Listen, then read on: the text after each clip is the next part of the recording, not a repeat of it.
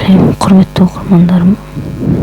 Менің каналыма қош келдіңіздер. Тіркелмеген болсаңыз, қоңыраушаны басып тіркеліп алыңыздар. Біздің каналда түрлі рецепттер мен әрбір көкөніс пен жемістің пайдасы мен зияны туралы айтатын боламыз. Бүгінгі біздегі көкөністің түрі сарымсақ туралы болмақ. Сарымсақтың пайдасы мен зияны туралы қозғаймыз. Ендеше кеттік.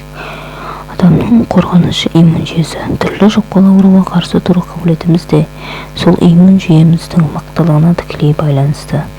Иммунитетті күшейтуде тамақ рационы аса маңызды. Міне осындайда сарымсақ жеудің пайдасы көп екенін жиі естиміз. Сонымен сарымсақтың қандай пайдасыз және пайдалы екен деп шамадан тыс жеудің нендей зияны бар? Ең алдымен пайдасын тізіп шығайық. Бірінші, бактериямен күреседі. Сарымсақты шикідей жегенде аллицин заты бөлінеді. Бұл зат түрлі зиянды бактерияларды жояды. Сондай-ақ антисептикалық, яғни залалсыздандыру қабілетіне ие. Егер сарымсақты қыздырса немесе ыстық суға салса, онда аллицин бөлінбейді. Астма әзіріне шикі сарымсақты қоссаңыз, ағзаңызды өкпе құрты, дизентерия, кандидоз бен герпес ауруларын тудыратын түрлі бактериялардан қорғайсыз. Екінші, қан тамырларының қызметін реттейді. Сарымсақтың құрамындағы аллицин жүрек қан тамырлары жүйесінің қызметін реттейді. Күніне сарымсақтың бір бөлігін жесе, қан тамырларын нығайтып, қан айналымын жақсартады. Залалды холестерин мөлшерін 10%-ға төмендетеді. Сәйкесінше қанның иығын болдырмай, жүрек талмасының алдын алады. 12 апта бойына сарымсақты үзбей қолдану артериалды қан қысымын реттейді. Үшінші, қандағы қант мөлшерін төмендетеді. Қант диабетімен ауыратындар күнделікті сарымсақ жегені жөн. Сарымсақ қандағы қант мөлшерін 25%-ға төмендетеді. Бауырдағы инсулиннің ыдырауын баяулатады. Сонымен қатар қан тамырлары және күре тамырларын жұмысын реттеп, қант диабетімен ауыратындардың жүрек қағысын жақсартады. Төртінші, иммунитетті күшейтеді. Сарымсақ вирусты ауруларды емдеуде және олардың профилактикасында таптырмас табиғи дәрілік құрал. Сарымсақты күнделікті пайдалану тұмау сырқауды 60% алдын алуға болатыны дәлелденген. Тұмаудың алдын алу немесе ауыра қалған жағдайда емдеу үшін күніне 2 рет мұрынға сарымсақтың суын тамызған жақсы. Бесінші, қатерлі ісікті алдын алады. Сарымсақ құрамындағы күкірт, дәлей, сульфид, салил, цистеин мен селен ағзадағы шылықты сыртқа шығарып қана қоймай, қатерлі ісік жасушаларын өлтіреді. Зерттеулер нәтижесі сарымсақты күнделікті қолдану қатерлі ісіктің пайда болуын 20%-ға төмендететінін көрсеткен. Соның ішінде асқазан рағы, тоқ-ішек ісігі, бауыр, сүт безі ісігі қаупін азайтады. Алтыншы, паразиттер.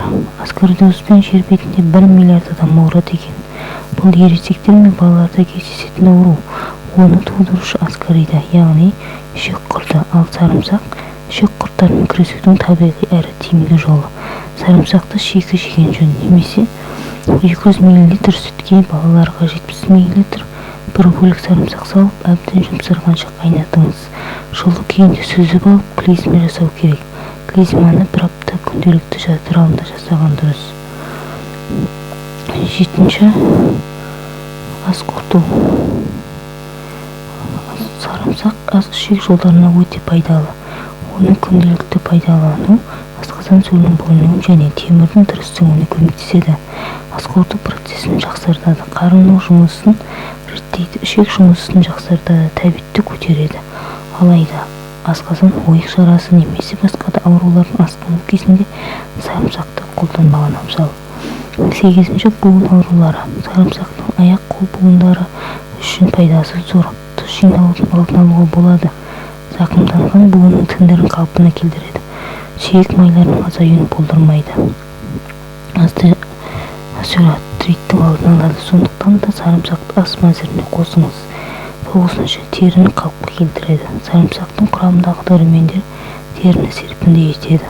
Безгектің пайда болуын азайтады. Әжімнің бет терісінің қартаюын алдын алады. Бұл үшін сарымсақтан жасалған маска жасау міндетті емес. Күніне сарымсақтың 1-2 бөлініп жесеңіз болғаны. 10-шы артық салмақпен күрес. Сарымсақ дұрыс тамақтану механизмінің тетігі. Сарымсақты жеу арқылы артық салмақтан арылып қана қоймай, сол қалыпты ұзаққа дейін сақтауға мүмкіндік бар. Сол үшін күніне 2-5 грамм сарымсақ жеген жөн. Бұл дегеніміз 1-3 тіс сарымсақ. Сондай-ақ зімбір қосылған сарымсақ шайын ішуге де болады. Ол үшін зімбір тамыры шамамен 4 см болатын тілімі, сарымсақ 2 шеше су. Дайындалу: зімбірмен сарымсақты ұзақтап тураймыз. Оған 2 литр ыстық су құйып 1 сағат көлемі су буында немесе термоста демдейміз. Артынша сүзіп алып күні бойы аздаған мөлшерде бірнеше рет ішеміз. Енді сарымсақтың зияны қандай десек, сарымсақ құрамы түрлі элементтерге өте бай. Десе де оны шамадан тыс жеуге болмайды. Әйтпесе уланып қаласыз. Күніне 8 тіс сарымсақты жесе қан кетеді екен, қан кетеді. Яғни күніне 2 тіс жесе жарайды адам күнделікті жеуге. Сарымсақты аш қарынға жемеген жөн. Асқазан ауыратындар ауруы асқынған не қосқан кезде сарымсақты жемегені дұрыс. Сарымсақты көп жесе ішке газ көп жиналады, жүрек айнып басы ауырады, дене температурасы көтеріледі. Сарымсақты балғын күйінде жеген жөн. Сонда ғана оның құнары мен пайдасы бойға дариды. Мінекей оқырмандар бүгін сарымсақтың сондай бір өте күшті пайдасын көрдік, оқыдық. Әсіресе бұл жөтелген кезде балаларға тіпті жей салмайтын болғанның көзінде ескетуге де сорғызуға да болады. Оны жұттырмай-ақ немесе жаңағы, енді өзім тәжірибемде бар білетіндерімді айтып жатырмын. Жаңағы қатты коржығы болады, соған жағып сөлін, чесноктың тілімінің сөлін жағып, соны жегізсеңіз, чеснокты күніне жегенмен бірдей болады. Сөйтіп жегізіп үйретуге болады. Әсіресе 4-5 жастан асқан балаларға, енді андай кішкентай, өте кішкентай айлық балаларға ойындарына жіппен чесноктың екі жағын кесіп, иісін шығарып, солай иісін жұтқанның өзі ішіндегі вирустарды өлтіреді. Әсіресе жөтел мен грипп аурулары кезінде өте жақсы. Ауырмаңыздар, дендеріміз сау болсын. Ақпарат: сондай-ақ сарымсақ құлақ ауруларын емдеу қасиетіне ие. Құлақ ауруы кезінде сарымсақтың пайдасы ұшан теңіз. Сарымсақ бұл қышыма қотырды бактериялар мен вирустарды жоятын белгілі антибиотик. Құлақтың қабыну жағдайында сарымсақты зәйтүн майымен, яғни сұйық маймен араластырып, құлаққа тамызуға болады. Осы ретте сарымсақ майын дайындау әдісімен де бөліскен жөн болар. Ол үшін жаңа сыңылған сарымсақ шырыны мен зәйтүн майын тең мөлшерде араластыру қажет. Дәрілер бөлме температурасында сақталады, бірақ 3 күннен артық сақтауға болмайды, яғни 3 күннен артық пайдалануға тыйым салынады.